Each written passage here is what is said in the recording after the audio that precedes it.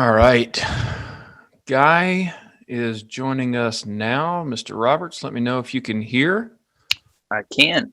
Crystal clear. Perfect, my man. Awesome. I've got your audio coming through too. Sweet. We'll give everybody a couple more minutes. We had over 85 people register for this. That may be a new record, by the way. Oh, nice. No, yeah, it's usually, no pressure. Don't screw this up. It's usually between, I think like 74 or 75 was the previous record. So, Wow. ShopFix and SalesFix coming through as always. So, Nice. very nice to see. Oh, I've got Timothy McCord here. I see a few names here that I recognize for sure. Tim's got a pretty cool shop. Where are they at? Georgia, I believe, if I remember correctly. So, everybody, we'll give everyone a few more moments here. Like I said earlier, please do use the Q&A window. If you guys hover over the bottom of your window, you should be able to ask questions and whatnot. I'm going to help Guy monitor the chat and the Q&A, but this is absolutely supposed to be conversational. Seriously, you have an expert sitting here at your fingertips. Ask him whatever you want to know. If he doesn't know, he'll probably make up a story that sounds totally believable. Awesome. But no, in all seriousness, we want to talk about some best practices for service advisors, how to really kind of maximize the work that they're doing. If you want extra help with that, SalesFix just happens to do that for a living as well. So Absolutely. Yeah. So we'll give it a couple more minutes. We've got some folks starting to pour in here, guys. So I'll give it a couple more minutes. I'll go through that rundown one more time, and then we'll get started, man. We'll have a little chat. Is that one of those ever coveted? Is that a ShopFix? It is not. This is the plain Jane gray today. I got to get one. Would you like? You need one of those, man? I need one of those. I was a little. Give me your size. The backpacks. It was the backpacks and the hoodies. For some reason, I was jealous. That was the last conference I went to. So yeah, those are sweet. I don't think I can help you with the back. Maybe I can help you with the backpack, but it's fine. Give me your size, man. I'll get you a hoodie. Call it an XL. So okay. We build them big in Texas. So done. Yeah, I don't know what it was, but I saw the backpacks. I think at the one that we went to in July, and I was a little bit jealous. We had those years ago for our members, really? And then when we had new members show up, we let them kind of go through the process of actually being part of the ShopFix for a while before we gave them backpacks as well. So yeah, that was the second wave of those. Nice, gotcha. Swag you love swag, man. You can't go wrong with swag. One of the biggest things that we ever did was coffee mugs. It was so silly. Like we made our biggest. Yeah, we made these black coffee mugs with an orange center, but it was like this. I have two of them. I'm telling you, people got really upset that didn't get them. So it was really kind of it was shocking. But it just said Tekmetric on the back. It said Made in America, and yeah, they look people good. Loved them. So we're like, okay. Same with the ShopFix mugs, man. They're the big seller, man. They don't care about anything else. All they want is their mug. Yep. Well, I mean, come on, man. We're in the shop business, so everybody's running on caffeine. Absolutely. So and Red Bull. Absolutely. Yep. Nice. Mike said he cannot hear me as well as you can hear Guy. So, Mike, I'll get a little closer to the microphone. Let me know if you can hear me a little bit better. If not, I'll try and slouch down in my chair. But I got this trusty little microphone here. So he's got a sweet mic. I don't know. I just got one right in my face. That's all. I know, right? Straight on. It is definitely better. Okay, cool. Thank you very much, Mike. I appreciate that. And see, Mike just gave a perfect example that I will monitor the chat. So if you have questions, please don't hesitate to ask them. So we've got about 25 people here in. I have the same one in green, and the center coffee is for closers. Coffee for closers. Can't go wrong with coffee. Oh, I should steal that. We should do a SalesFix mug. We do it. We do it all the time with our sales team. I'm like, well, somebody's not getting coffee today. So I'm taking notes. Yeah. SalesFix mugs. That's what needs to happen. Alex Baldwin gets posted in our Slack sales channel quite often. Awesome. That's awesome. Oh man. All right, so I'm going to run through this one more time, everybody, just to keep everybody in the loop. So please do use the Q&A or the chat window at the bottom. We want you to ask any questions. This is supposed to be conversational. I'll do a quick intro of both of us, but we want you guys to ask the questions that maybe you don't ever have the time to ask, or may not have talked to somebody that necessarily specializes in helping service advisors say things the right way, right? Present things the right way, developing them as employees. So please ask questions. Use the resources that you've got here at your fingertips. This costs $0.00. It's pretty much my favorite price, and so. Please bring up anything. If you have anything, just like Mike did, he couldn't hear me very, very clearly. So anything with audio or anything like that, let me know. We want to make this work out well for you guys. So I will briefly introduce myself. My name is PJ Leslie. I'm the Director of Business Development for Tekmetric. I have right at 20 years, oddly enough, actually over 20 years now of sales experience, owning my own business, and then also 7 years of running a shop and dealership, and moved over into Tekmetric here about, 3 years ago, but they didn't pay me for the first year or so. Started by a couple of friends of mine, and Guy, I have a feeling you probably know what that's like. Helping a friend start a business. Yeah, you don't get paid a lot. No, you don't. Not at first. Thank yous and high fives, right? So, but yeah, so anything that I can do to help and provide some insight, I'd be happy to. But this is more about SalesFix and Mr. Guy Roberts here. So I've known Guy, Aaron Stokes, Thomas Hayes, and those guys for 3+ years now, from attending the ShopFix and Shop Hackers conferences. And so SalesFix is a resource for service advisors and service advisor training. I'll let Guy talk about that. But what we're talking about today is just some of those best practices and resources that are out there that you guys can do today, tomorrow, in your business. And obviously, if you want more information and more formal coaching, I'll let Guy talk about that. So, Mr. Roberts, please do intro and tell us a little more about what you guys do. Absolutely. So I've been in, this industry for about 12 years, but been in training industry for about 15. Started with Aaron Stokes back in, 2010. Started as a service advisor, moved into management from there, district management, and then as a coach in ShopFix. I'm part of the leadership team in ShopFix, and we started SalesFix a year to the month from this month. So it's been rolling. It's been open to ShopFix members officially. It started in April of last year. And I'm the director of that business with 3 trainers under me. So Melanie Schambach, Mike Tadich, and James DeVito are our trainers.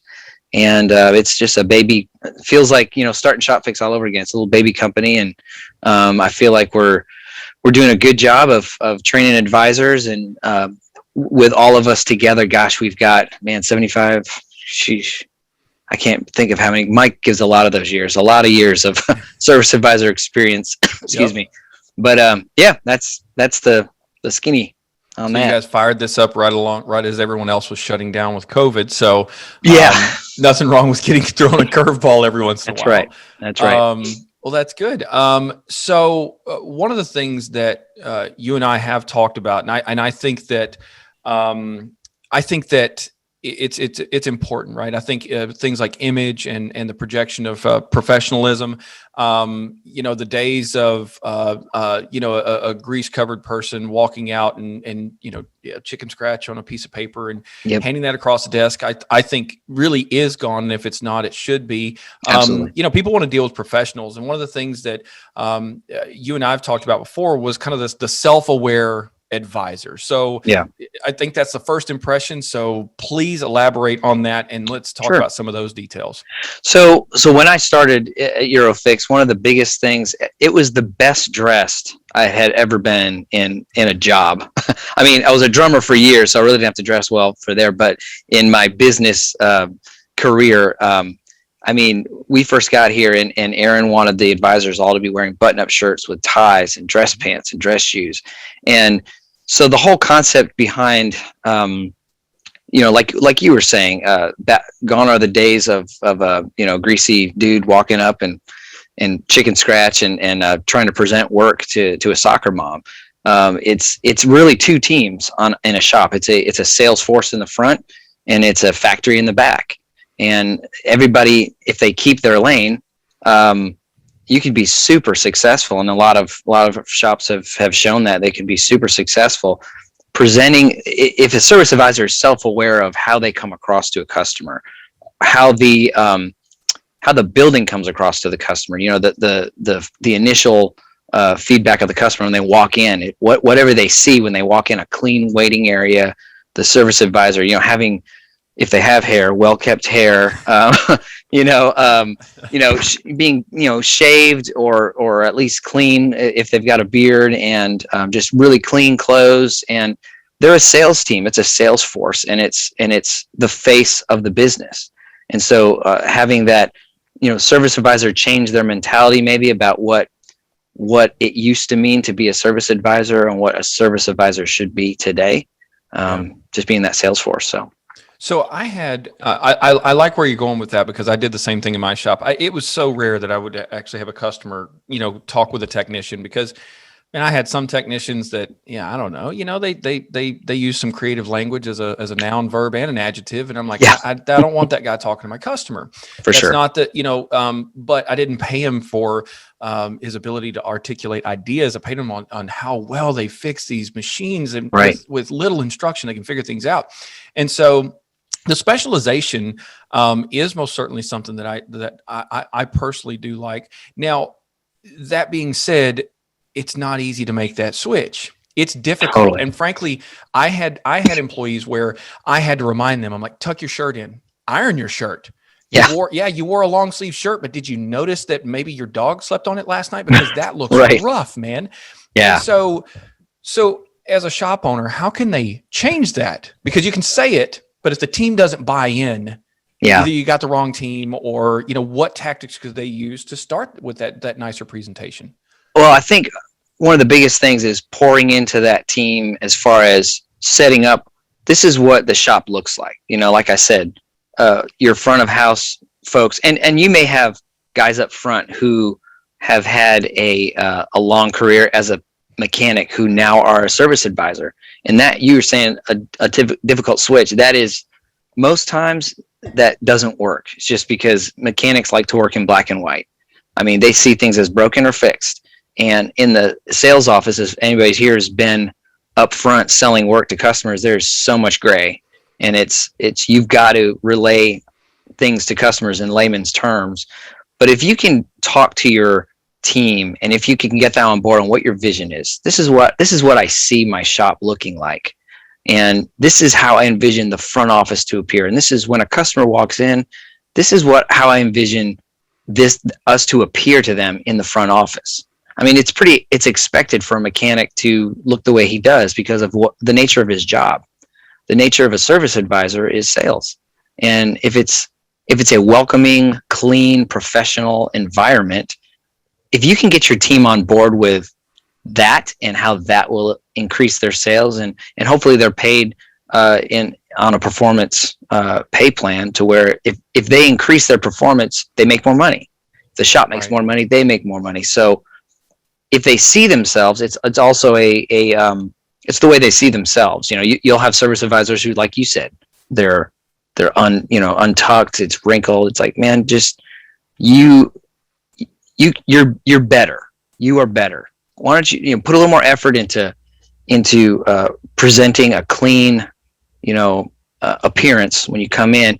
When you dress better, I'll say this: when I started with Erin, and I mean, my wife, my first day I went to work and dressed up in my shirt she was like, "Wow, this is pretty cool." It's a wedding or something. So they're like, that, wow, I can't believe you're working at a shop and you're dressing better than you've ever dressed, Right. And it changes your mindset. Just the way you dress will change your attitude and your mindset and the way you carry yourself.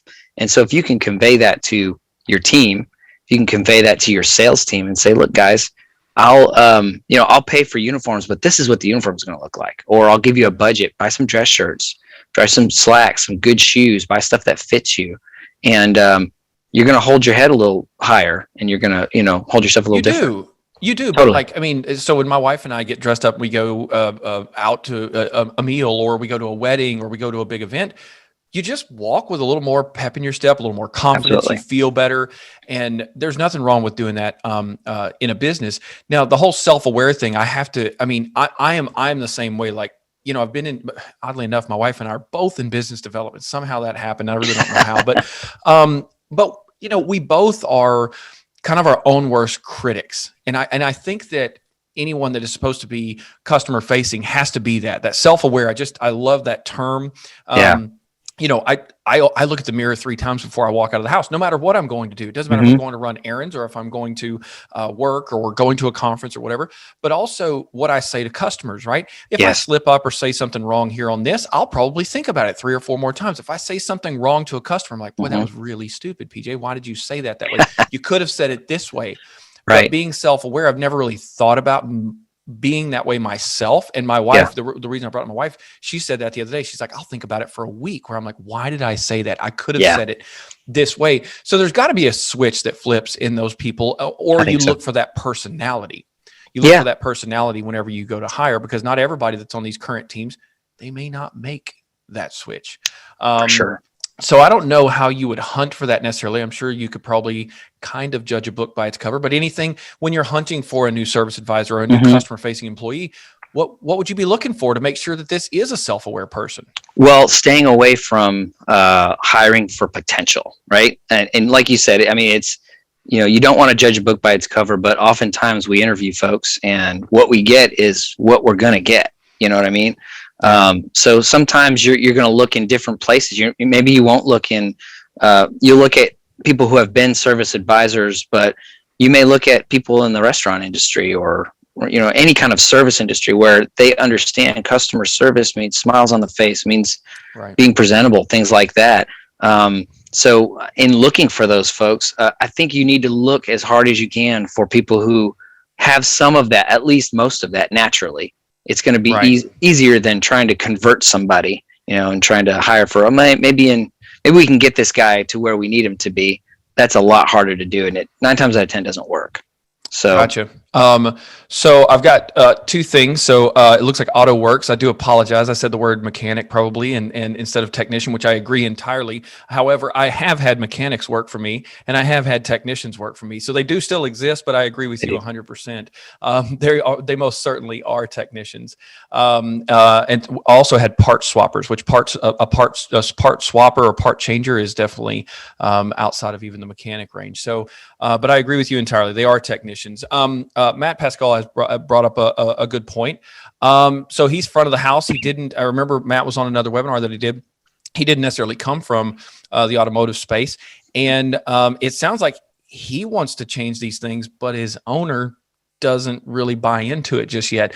So he's wanting to add some aesthetics to the waiting area and kind of make things more professional. He wants some advice on how could he start that conversation and kind of get the owner to buy in. That's a kind of a we've got some advisors in SalesFix who are asking those questions. Hey, I'm trying to implement some of these things, but I get so much pushback from the owner. And so that's when a lot of leadership aspects come into being a good service advisor. Maybe your skill as someone who wins over a customer, use that for your owner. Say things like, "Hey, I'm trying to increase sales, and part of that would be kind of the feel of this." Let's say, for example, he said up in here, like, plants, relaxing music, things like that, and we've done that as well. Just having some kind of cheesy jazz going in the front, it makes this atmosphere. So maybe trying to use your ways of persuasion as a service provider with your owner and say, look, I think this is going to make us help on the front and help us with more sales. Will you allow me to try doing this? Flowers on the counter. Would you allow me to try light music on the front counter? Maybe try just a couple things first and see if people start commenting on that, customers start saying, man, it's so nice in here. I know in our Eurofix shop here in Franklin, we tried super hard to make the waiting room somewhere where the soccer mom, the businessman, the businesswoman they have no issues with leaving their car to do an oil change and sitting down in there and doing work, or letting their kids hang around and play and not worried about this filthy floor and all this other junk, or sitting in a chair in front of an advisor who's selling right in front of them. There's separation. So so those kind of aesthetics really help with sales. They do. They just same as a doctor's office. Absolutely. I'm not going to go to a doctor's office that's run down and looks terrible and disorganized, and I'm not going to take my car to have it worked on in a place that's disorderly, or the person itself, right? If the person looks like a slob, they're probably not very detail oriented. Did they check my car over? Right. A little unfortunate scenario for my own personal vehicle, and it doesn't normally happen this way at the shop that I take it to, but I've had to remind them, did you check for state inspection? Did you notice that it hasn't had an oil change in a year? It's a vehicle that I've driven like probably 800 miles in a year. Hasn't done an oil change. It needs a tire rotation. I brought it in for one thing, to fix the blinkers, but there was just money sitting there on the table. A detail-oriented person would have looked at my history, seen all of this, and there was money waiting. I had to ask them to give them more money. Now, the service advisor doesn't know my experience and what I do for a living, but they kind of figured it out pretty quickly. I'm like, man, I literally just threw out like $100+ that was just sitting there. You could have had it. Totally. How many times has that happened in that shop? Yeah. In the last week, in the last month, it is thousands of dollars, and that's crazy. Yeah. So Dave is touching on my sweet spot here. This is DVI inspections, period. I cannot agree more, Dave. We do have those in Tekmetric, and I do kind of live and die by them. And that's the other crazy part, is this shop that I took my Jeep to, I still haven't gotten a DVI. I always, I'm on the phone, and I'm sure you are as well, Guy, but I'm on the phone 6-7 hours a day. They text me the DVI. They show me the condition of everything. I respond yes, and I have to do that because they're not going to catch me on the phone. They'll call me 5 times in a day and not reach me. Right. And so I have to agree with Dave entirely. So still need to get a Jeep Gladiator. Geez, Tim, it's a Jeep Scrambler. It's the original Jeep pickup truck. Okay. It's old. But that being said, okay. So Guy, you talked about, answering Matt's question, leadership qualities. Now this is something else that you and I've talked about. So you're talking about Matt could lead the front end of his business and do so with some simple asks, very small dollar amounts that the owner has to invest. But what other leadership qualities do you see? Okay, so I think one of the main things, and I spoke about this last week at our event, was talking about what makes a service advisor an A advisor, kind of like an A tech, or just an order taker. And I think one of the defining things is that advisor's ability to lead in the front. So that's leading in terms of being able to communicate with the customer, but also being able to communicate with technicians, being a problem solver, being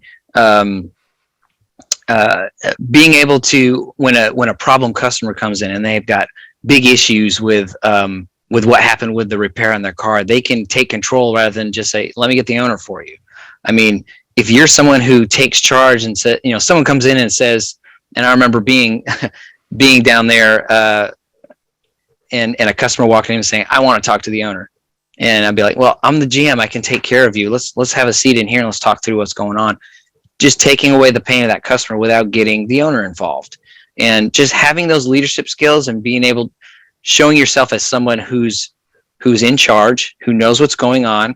Even when it comes down to, I don't have an auto background. When I started, my dad was a mechanic, my brother was. I knew very little about, mostly about carbureted engines, not about engines of today. So it was, I had to figure out ways to explain things to customers in layman's terms.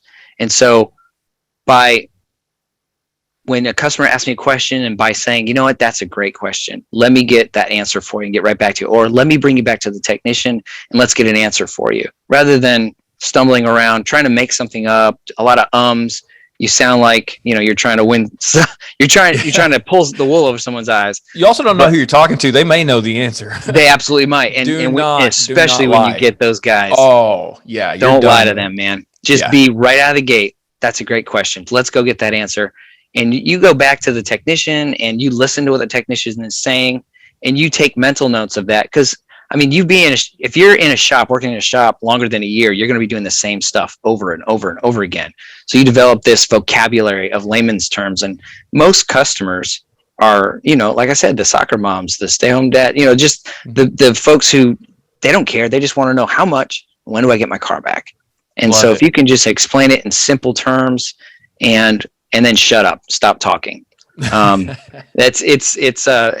But being that person who doesn't just sit back, read off a list of things to a customer, check off the things they said yes to. When they say no, just mark those out and move forward. That's not being a leader up front. If you're a leader and you're able to talk about when a customer does say no, in a respectful way, find out why they're saying no, get to the bottom of things, take care of problems, take care of issues, not so that if the owner doesn't have to get involved and they see you as a leader, they're going to see you as the next number two for them, maybe to run that shop perhaps. So right. Those are the best. I'm 100% with you on that one. Now I kind of live and die by that one because, well, our co-founders, Guy, and yep. But frankly, now today at this point, we're I think we've breached 50 employees now. And so, with people, wanting to get in touch with them, I'm like, I could probably fix the problem. Let me try and help you out. Let me take care of this for them.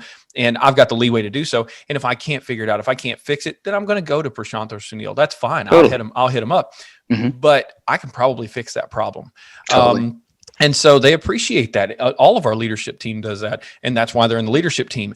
The other ones that ping them about the smallest things. Hey, is it okay if I buy flowers for the office? Please don't ask me that. Just buy them. Just ask for forgiveness if it wasn't the right thing. Totally. Just do it. Yeah. Just do it. Totally better to ask for forgiveness. Inaction is most certainly frowned upon more than taking action and doing the wrong thing. So absolutely. I'm 100% with you. Now, Dave mentioned something here, and I want Dave I'm going to give him a moment to clarify a little bit. Dave says, treat your technicians like customers, problem solve. So Dave, if you can give me a little more insight on that, I would love to understand a little more of what you're saying there. And then I do agree. Internal customers. That's funny. We use that term all the time at Tekmetric. We talk about that, about treating each other with respect and being punctual and so forth. So that may be where Dave is going with that. It sounds like probably Dave. I mean, any service writer on this call would probably say, if you're good, you've developed a great relationship with your technicians because if you're taking care of them, they're going to take care of you. They're going to give you good quotes. If you're making sure that their work is going as smooth as possible, that's another part of that leadership process. I mean, when you sell a job, there's so much more that you have to do to get to take care of that job as it flows through the shop. I mean, that's only half the deal. Mutual respect, though. I mean, absolutely. That's just mutual respect, which is earned for sure. It most totally certainly is. I'll give you that one. I got stories. But it is true, and which in turn does result in most certainly in higher customer satisfaction. The job's getting done on time. When you need to lean on that technician, you got to be like, hey man, I know it's getting close to the end of business today on Thursday, but we promised this customer they're going out of town on Friday. Can you please stay and finish this job for me? They'll say yes if you've treated them with respect and you've been good to them. Dave says that his point is that we treat our customers great, but we not always our techs. Very fair point and very true point.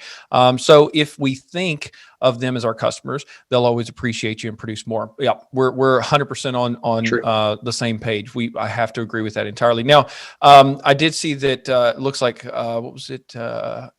AutoWorks said that a recommendation for Matt Pascal would be maybe take your owner to another shop that is in the 21st century. I gotta agree with that 10,000%.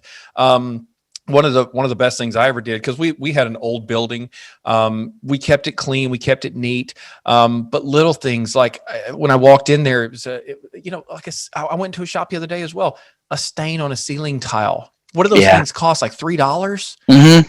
And like, does that not drive you insane? If it doesn't, then I know it's not pee, but it sure looks like pee. I mean, it does. It always does. It absolutely always does. I'm like, is there a dog up there? Yeah, what's going on? But yeah, little things like that I've never understood. Like, so take them into a shop. Take them into a shop that is doing really well. Or if you guys have if we have nothing but shop owners here, take your service advisor to a waiting area of a nice shop, a friend of yours that runs a really tight ship. Show it to them. Show them these guys right here. These guys have a $700 ARO and we have a $250 ARO. Do you want to know why? Yeah. Look at this place. They're professionals, right? This is, you don't go to the discount doctor. Like I said earlier, if you do, well, it probably looks like a discount office. Yeah. These guys are professionals. So I think that's a good recommendation either way. So tell me this one. Now this is one we've talked about as well. So selling a job is half of the sale. So Totally. I want you to elaborate on this one because I have a feeling this could be a big one. Yeah. So, if you've got a great salesperson who just is not, again, one of those leaders, not organized, they're happy to get that sale and they get that dopamine when it's like, yeah, I got the $3,000 ticket. Once that's done, and you all know this, you've got a sold ticket, but then you've got to get the parts ordered. You've got to get the parts dispatched. You've got to get the repair done on time. Any kind of problems that happen with that repair, you got to get those dealt with. You've got to call the customer and maybe sell other things that we found during the repair. And then when they come, we got to get a QC to make sure everything was done properly and the car's cleaned up and it's presentable. And then we got to story out the ticket and bill the customer and make sure that they're happy walking away. It's from key to key is what we call it. So when you drop off the key to when they pick up the key. And so the sale is the halfway point. Everything else has to be dealt with. And then you've got put on top of that, you may have 20 cars a day and all the other cars that are already going through the process, and they're all in different sections of the process. And so a great service advisor is having to multitask and keeps good notes, has a notebook next to them, right? They keep notes and they keep tabs on customers I have to contact and any changes that happen when a technician walks up and says, hey, this broke, we're going to need to order another one, and it's not going to be done by 5 anymore. If we got parts in and a customer's like, I told you I needed it by Friday, but I actually need it by Wednesday. Going back and communicating with that technician and saying, look, man, I know we said Friday, things have changed. I'm going to call this other customer and try to buy some more time so we can get this one done. If you don't mind, I need you to kind of switch gears and go to this other one. And then buying a Slurpee for the dude, because he's working, he's changing things up for you. That technician's not going to know that things need to change and he has to focus on another car unless you go back there and talk to him. So if that service advisor has good leadership skills, I'll give you a story. I was a service advisor with a manager over me at the Franklin shop here years ago, and I had this manager who he was just, whenever he was involved in something, he had the blinders on. He couldn't kind of see out of his peripheral and see it, like parts would come in and they needed to be dispatched. So as a writer, I'm at my desk and I hear the parts come in, and at the time I was thinking, that was the manager's job at the time to dispatch work. But I took it upon myself to, he seems busy right now. I'm going to go back there, make sure all the parts are here, that need, all the parts for what jobs are here. I'll mark them off and I'll put the tickets in the bin to where, for the technician to do them and move the magnet on the board and get everything in little piles with little names on them, get them ready and tee up these technicians to just come in, grab their parts and go and make money. And because I want it to go smooth, I want to take care of this customer. And he didn't mind. I just took it upon myself to do that. And I was like, okay, well, I'm just going to do it. If I don't see him doing that already, I'm going to jump up and do it. So that's sure. That leadership mentality. And that's the rest of the sale is after I've sold the customer, I've got to see it to the end, see it to when that customer picks up that key. And there's a lot of moving parts in that. So I have Matt posted an expedited fee. I never did that one before, but I mean, if you want to get bumped to the front of the line, I mean, it's like Disney World. I mean, it's like a speed pass, right? I mean, that's the expedited fee. That's true. So, Guy, I have 2 little polls here. So I'm going to launch one of these just to find out. Okay. You guys should see a poll pop up there on your screen. I'm really interested to know what experience and what training your service advisors have received. So I'll leave this up here for about 30 or 45 seconds. But this tells me, this kind of tells us as an industry, this is a very small sample of what everybody is doing to actually get their service advisors trained. Because I mean, what other jobs would you go to that you receive no training? Your technicians are highly trained. Just any other profession, they've got considerable training. But usually in this role, especially even in my shop, Guy, you're a perfect example too. You're like, I know how to drum. Well, yeah. Can you come sell, alternators? Nah, not really, but let's give it a shot. Let's try it.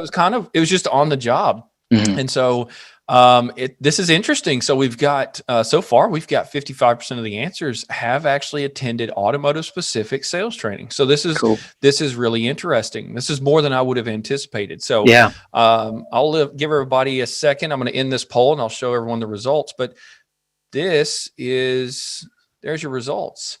So we've got 19% just some previous job experience. 10% said none, we're winging it, and that's okay. There's nothing wrong with that. It's exactly pretty much what we did when we walked in. 14% said that they have attended some form of formal sales training, and then 57% have attended automotive specific training. So that's really interesting. So that's actually a really nice shift. In my opinion, that's nice to see people really investing in their business and taking considerable pride in the way that work is being presented. Now, to your point, you said that the sale was only half of it. So I have one more poll. I'm going to display this one real quick and ask everybody, hey, what is your preferred method of presenting that work? What is your preferred method of getting to that halfway point before you start going into the production? So this right here is, this is really for market research to understand, what do shop owners prefer? How do you like to show the customer the work that they need or tell them about it? So I'll leave that up here for just a few more seconds. So number one is you send a DVI to the customer, digital vehicle inspection, and call them. We use a paper inspection and call the customer. And the last one is we call the customer when we diagnose their concern. So nothing more than just diagnosing what they've got. Matt says SMS as much as possible. So text messaging customers as much as possible. I have to agree with Matt, just because me personally as a customer, that's what I'm always looking for. You can't, I don't want to downplay a good conversation. I do think that being articulate and speaking to a customer on the phone is very valuable. But me as a customer, you're not going to catch me. You just got to text me. That's pretty much it. And so Dave says we wait for them to open it up and then call them and ask them if they have seen the DVI. Dave would make a very good attorney. He doesn't ask a question that he does not already know the answer to. So, which I love it. I mean, I think that's exactly how you should do it. And so here are the results of this one. It looks like 78% are choosing to send a digital vehicle inspection and call the customer. So Dave, you are in the large majority, sir. 4% are using a paper inspection and calling the customer. And then 17% are calling the customer when they diagnose the concern. And so these are very interesting. I don't know, Guy, what are you seeing on the market? By the way, can you tell us a ballpark, how many service advisors at this point have you guys trained before you start talking about what you are seeing in the market and how they present work? Gosh, at this point, a year in, I think we are, we'll say graduated a little over 200, I think. Okay. And then there's probably another, gosh, let's see how many classes we got since 30, 60, 90, probably close to 200 that are in process right now. So wow, so you're about to double that number. Yeah. So you got about 200 that have graduated, and you got another 200 in process right now. We're on average starting a class a month, and there was a couple, like January, we started 2 classes and opened it up to the public in January. So with very little marketing at this point, but yeah. Very awesome. Okay, so what are you seeing when these service advisors come in? what is their method of presenting work? Here's the thing. We want to get a yes. That's the idea. We're not going to present work that the car does not need. That business model should have been gone long ago. Right. Because we all have an uphill battle. Right? Yeah. Oh no, I used to take my car to this one shop and they tried to tell me I needed this, took it to another shop and they said I absolutely didn't. That's what we're all fighting against. And it's unfortunate, but that is true.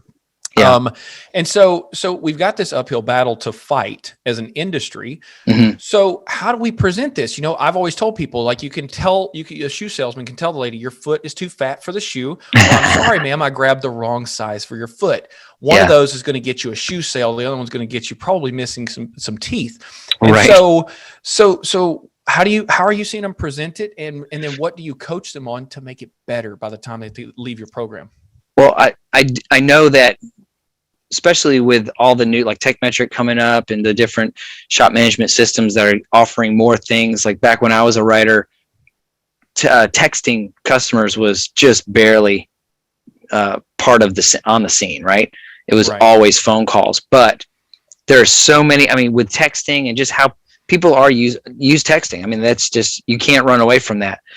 The fact of the matter is, though, if all you do is text and you don't have good communication abilities on a phone call, because you're going to talk to that customer face to face when they drop their car off, or you're going to talk to them on the phone when you pick their car up in COVID times or whatever.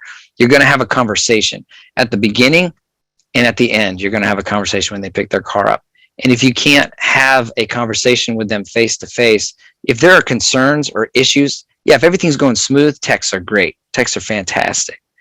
But if things are not going well, you're going to have to make a phone call. You're going to have to talk to a customer. So I love, what we're training is, use those shop management systems as time savers. Money loves speed, right? Yep. So those are, if you can save time by being on a 4-minute phone call and eliminating that 4-minute phone call and making that a 10-second text, and you can do that multiple times, you're gaining a lot of time back in order to be more effective at all the other aspects of the sale. In order to be more effective at the customers you're going to have to sit down and have long conversations with. Some of these customers you're going to have to pull into another room because they are pissed, and you're going to have to calm them down, and you're going to have to, win them back. So it takes considerable rapport, though. Absolutely. You have to have that rapport. So I can only speak as myself in terms of a customer, but I've always got kind of weird vehicles. I've always got something that is a little bit different and unique. And I personally know that repair shop owner. I know that when my vehicles go in, he's going to take a look at them. He used to have to call me all the time. Now he texts me for a $1,200 repair order, and I don't even think twice about it. I just text him back and say yes. But we didn't start our relationship that way. You earned that, for sure. Absolutely did not. He had to call me. He had to explain it. I asked him a ton of questions to figure out if he was the guy that I trusted. So I do have to agree with that. I think that the mixed media, as well as based on rapport and trust with that customer. Before you start texting somebody like, hey, you need a transmission, just send me 4K, all right? I mean, they're probably going to, pass out. And two, you're not going to probably get a yes over a quick text message. Dave asked a question here. Texting has its points, but he likes like your vehicle is ready. So he's using it more for like transactional. I agree entirely to help automate that process. I like that efficiency. That saves time of a service advisor, especially if you get a chatty Cathy on there and you're like, hey, just call and let you know your vehicle's ready. And you start hearing about how their cat's got a cold and they're heading to the vet, et cetera. I'm like, really sorry about Fluffy. But, I really do need to get back to work. So I have to agree with those little transactional ones. Dave did ask what the classes cost. I'm assuming he does mean for SalesFix. Guy, I'll let you go into that if you want to. If not, we can direct you to the website, whatever you guys want to do. So we'll answer Dave's question there. Yeah, pricing's on the website. If you go to salesfixacademy.com, it's got a breakdown of how the program works. It's got a video on how the program works. Just scroll through it. It gives you an overview of what the program is about. Pricing. So if you're, it's $9.97 a month for 6 months. That's public pricing. So if you, so what's that total? $59.82 for the total 6-month program, which is cheaper than most trades, I think. and it's very in depth. So it's not a contract. If you have a service advisor who starts the program and they end up quitting you, or you fire them, or whatever reason, they just like, I can't do this, I can't handle it, just cancel it, and we stop at that point. We'll just stop payments on that. So you're not committed to 6 months, but so that's the public price. There is discounted pricing for ShopFix members and for ShopFix Lite members, but you can see that on the website if you'd like to go there. Nice. And so take your car count, figure out how many cars you're seeing per month today. And if SalesFix can increase your average repair order by X, then what is your ROI? So Totally. love it. Awesome. So selling out of your own pocket. I've had this conversation so many times. And frankly, I don't know that I ever got good at conveying this. So I'll get my notepad out and hear how you convey this. How do we do this? How do we get these guys to stop thinking like, oh man, I had this service advisor. We joked, and I know there's some people here that have heard me say it. I called him Eeyore. He's like, Guy, you need brakes. And I'm like, give them the good news. Yeah. Great news. We figured out what's going on with your car. I've already checked with the vendors. I can have your parts here, and I can have it fixed by this afternoon, just like I told you. That was good news. But he's always just like, oh man, I don't think this lady can afford it. I'm like, well, you don't know. Yeah. Give them the great news that you can fix a car. So like I said, I don't think I was very good at conveying that. So how do we get service advisors past selling out of their own pocket? For sure. I dealt with that when I started too. And it was something that was conveyed to me by the owner of my shop, who basically helped us by monthly sales meetings, talking about what it takes to run a shop. He was very transparent with the P&Ls for the shop, and all the bills that, my salary and health benefits and making a building beautiful and flowers on the counter and, technicians with all the equipment, the best technicians, a great warranty, loaner cars, all those things go into the price of the brake job or whatever you're selling. And so just because you as a service advisor may not, and at that time I was like, good gosh, I'd have my brother do it, or I'd sit on a hot driveway and put brake rotors on myself and, take up a lot of my time to do that myself, but pay less money. So talking to our advisors and letting them know, look, what you're offering, do you stand behind the product that you're selling your customers? You need to be somebody who's proud of the product you sell the customers. So it's like you said, PJ, this is great news. We figured it out. You need brakes. This is the best product for you right here. It's X amount for brakes, rotors and pads and everything. And it comes with a warranty. And if the customer pushes back, that's one thing. But if they don't, just shut up and let the customer, because the customer's always going to wait for you to give them an out. I was sitting in a Toyota dealership, and my car was getting an oil change. I watched a service advisor walk in, talk to this lady, show her all the things on the ticket. There's like 4 things, and then gave her the out. You need this, this, and this. Maybe you should check your records. I don't see where you've done this in our records. Maybe you went to another dealer and I'm not seeing it or something. He wouldn't shut up, and he was giving her out after out after out. And maybe this other thing here, you don't have to do that right now. Maybe you can do it later on, and it's due now, but maybe you can wait till the next one. And it was I was cringeworthy just listening to this. So if you can convey to your writers the value of what they're selling to the customer, number one, they have to believe in the product. Mm-hmm. If they don't believe that you are the best shop, you have the best product, you have the best techs, if they don't believe any of that, they're going to have a really hard time selling jobs at whatever level, That's true. But if you can get them to believe, hey, and you can show them, look, we're not putting crap on cars, we're putting good, we're going to warranty it for 3 years, so we're putting the best parts. And then if the customer, say, look, if the customer pushes back on price, just say, I get it. Let me see what I can do. What is your budget? Let me get back to you. Let me see what I can do about getting to a price that's more affordable to you. And maybe you can, talk to some vendors, get some parts pricing down, talk to technician and say, look, this person's really having a hard time spending this. Is there any way you can do it for a little less time or something like that? And win them over. But when you drop the price to the customer, you take away some of that value. I got it down to that budget price for you.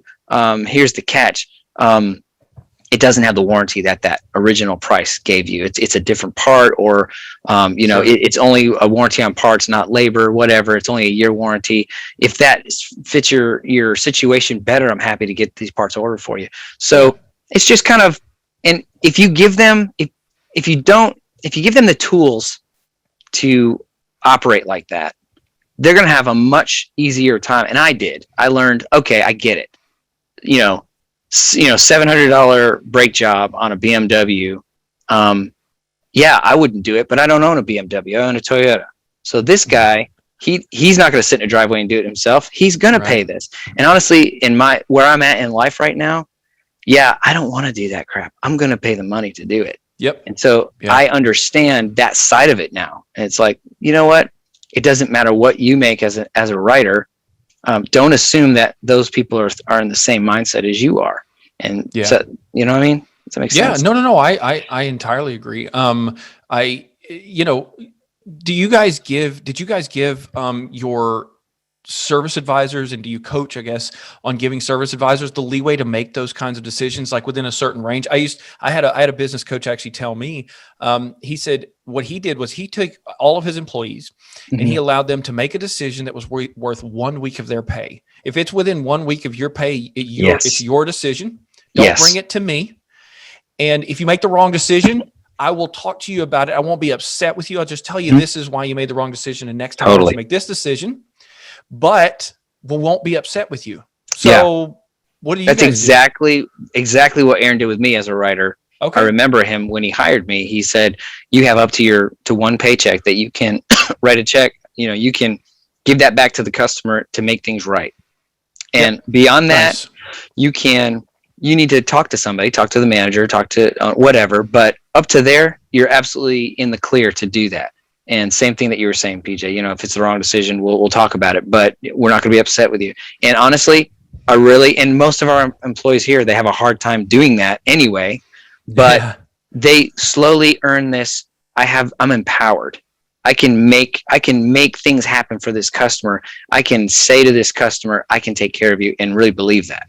You know what I mean? So I like it. I love hearing that.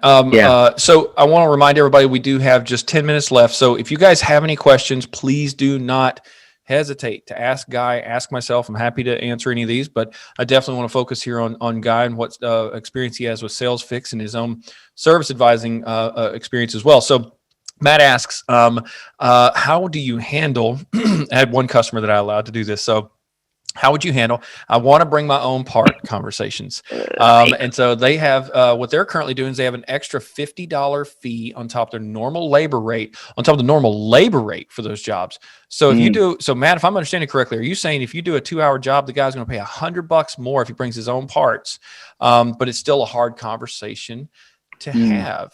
Yep. Matt says they're charging an extra $50 an hour. Actually, I'm actually pretty okay with that. So I'm okay with that too. I know. I'm like, that's great. That's awesome. So Guy, how do you train people on handling that conversation? I had one old man, he had a 56 Chevy, he brought in his own oil and his own filter. Guy was like 80 years old. I'm like, sure, bud, I'll just do it. So I charged him like $25 in labor. Outside of that, I really got away from it. Yeah. We definitely try to discourage folks from doing that by telling them, look, I don't, you're not going to have the warranty at all. There won't be any warranty on this repair at all. If it's a repair, for sure. Oil changes, I don't really care. If you have a specialty high performance oil filter that you want to use, as long as we can verify it's correct for the car, we'll put it on.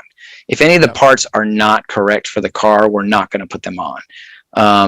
But I definitely try to steer people clear, and we train folks to, I want to use my own parts. Just try to, talk up the value of going with our parts, going with the parts that we're putting on this. You're not going to get any warranty whatsoever if we put your parts on. So if something goes wrong with that part, you're paying to do this again. So most times that discourages folks, but You can do Over things what, like that. over what, a 10, 20% cost savings total of 10, Absolutely. 20% of the parts. Matt's already Absolutely. removed that if he's going to charge them an extra $50 an hour. So, Right.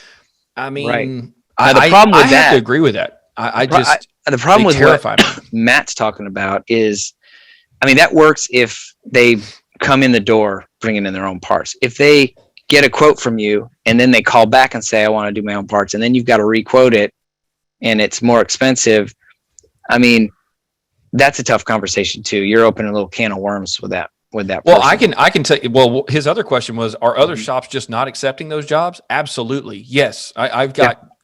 I would say the large majority of my clients turn them away. Period. Mhm. Point blank. Because most of the time, that customer, that ain't your customer.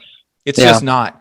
They want to bring their own parts. They want to nickel and dime you. I can Yeah. get it less at Rock Auto or whatever.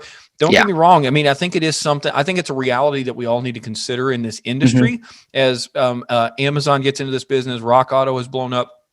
Places like that. There's Mhm. going to be people that ask for it, but yes, there are a very large majority. The very large majority of shops are absolutely turning those people away, Matt. So, Yeah. so let's see. Not your customer and legal liability. Completely agree with Jonathan White. Mhm. That's what I'm saying. It's just not your customer. They are probably going to be a thorn in your side for a very long time. Yeah. So that's one thing with standing your ground with not giving prices over the phone and not worrying about how pissed they get, and Yeah. not putting on customer provided parts and not worrying about how pissed they get. They'll go somewhere else. So. Yep. So we have two more good questions here. High level overview. We've only got 6 minutes left here, guys. So the most proven and effective compensation plans for service advisors and service writers. Business rewards a factor, appearance. So he's just saying, how are you, what's the best way to incentivize service advisors that you're seeing? I think, well, what we do is we give them a percentage of the net profit of the shop. That's what we do with our advisors. It's a small percentage, but that is their bonus. So in that way, I mean, they're paid hourly as their base. If they're not a manager, they get an hourly pay, and then they get a percentage of the net according to the P&L on the following month. And so if the shop doesn't net, they don't bonus. And the way that they overcome overhead, and there's always that question like, I don't control the overhead. Well, the overhead's necessary. It doesn't matter if you do control the overhead. The overhead's always going to be around this amount, and that's what it takes to run this shop. The reason why I hired you is to outrun that mountain of overhead every month. So your job is to say yes, get people in here, sell work, overcome the overhead, and the sooner you pay off that overhead, the sooner you start stacking to your bonus.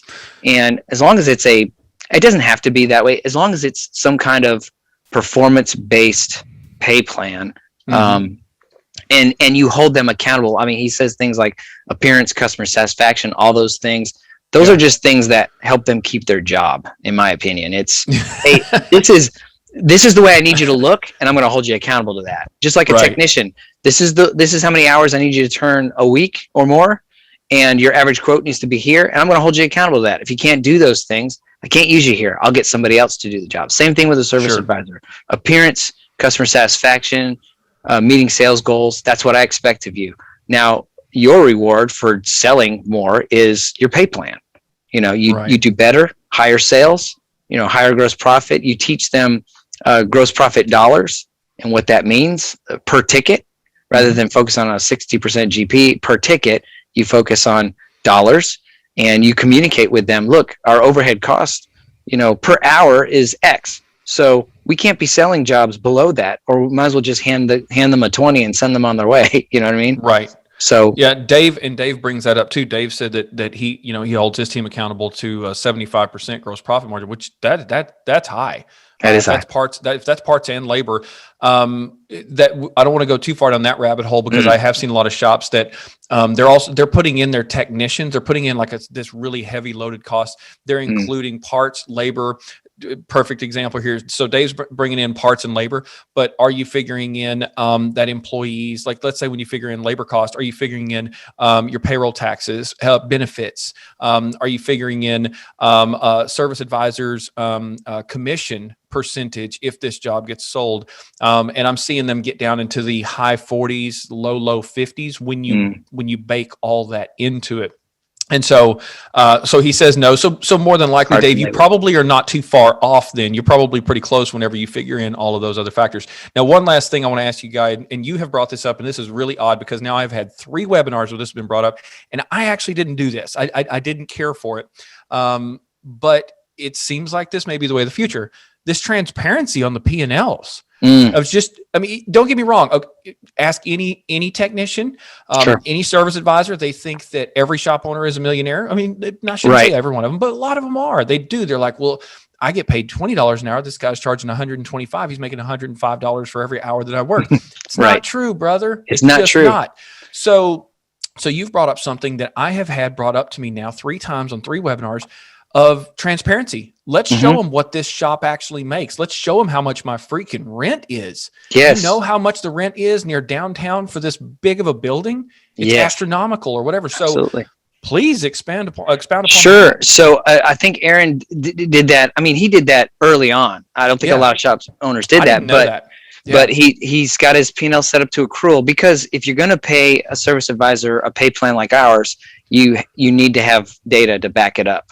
And so we go over with the managers. The managers get, as a bonus, a bigger piece of the net with their salary, but they want to see, and I was a manager under this too. I want to see what the cost of goods. Aaron teaches everything to his shops that he teaches to SalesFix, what needs to go into cost of goods, what the percentages of those things should land at or below.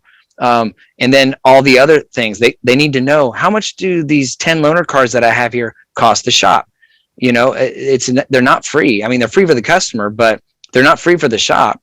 Lights, rent, all that stuff. They need to understand this is what it takes to run a shop. And then your job is to outrun that.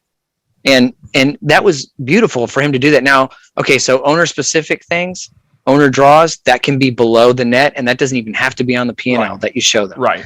It does not need to show your truck that you bought through the shop. They don't need to be dinged for that. That stuff needs to be below speedboat, condo, whatever stuff. It is that you need for your shop. Yeah, that's none of their business. But if you're going to pay them off the P&L, you need to organize it in a way to where it's just what it takes to run the shop, and then what the net is before you start taking your play money out or your truck money. I like it. And Dave here said that he thinks that's the best thing to do as well. Absolutely. I mean, this may be a way of a future. Aaron picked up on that really early.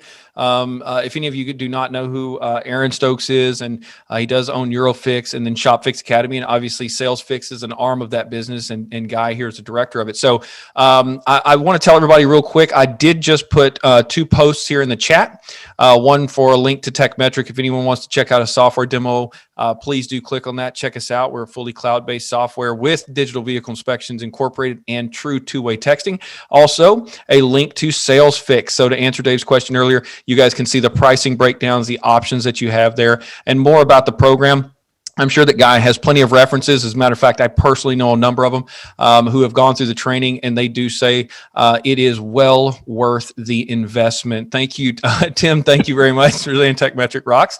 I think that SalesFix rocks as well. And so thank you all for joining us. Guy, thank you so much, buddy. Yes, sir. Thank you for joining me today. This Thanks is a great conversation. I really enjoyed this. So thank you all for joining us. You'll be receiving an email with a recording of the video so you can share it with your team. Thanks so much. We'll see you.